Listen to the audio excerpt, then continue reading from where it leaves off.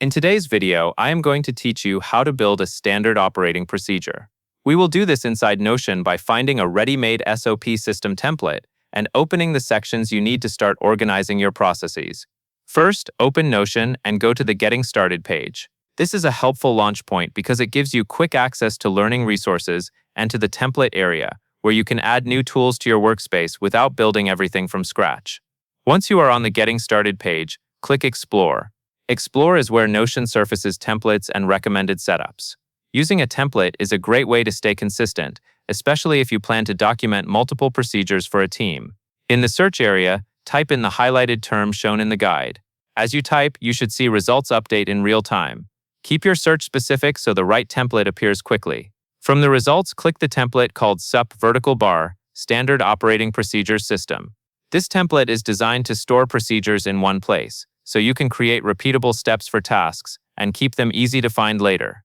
On the template page, click the highlighted button to add or use the template in your own Notion space. When you do this, Notion will ask where to place it. Choose your workspace from the list.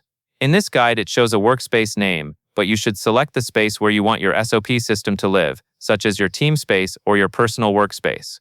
Next, click the highlighted option to confirm and complete adding the template. Give it a moment to duplicate. Notion will copy the pages into your sidebar so you can edit them like your own. After the template is added, click Standard Operating Procedure or SOP to open the main area. Then click Standard Operating Procedure again within the page to enter the core dashboard. From here, select Quick Action. This section helps you jump into the library and key pages faster, which is useful when you are building procedures regularly. Now click SOP Library. This is where your procedures are stored and managed. Keeping everything in the library helps with consistency, and it makes it easier to update steps later without losing track of older versions.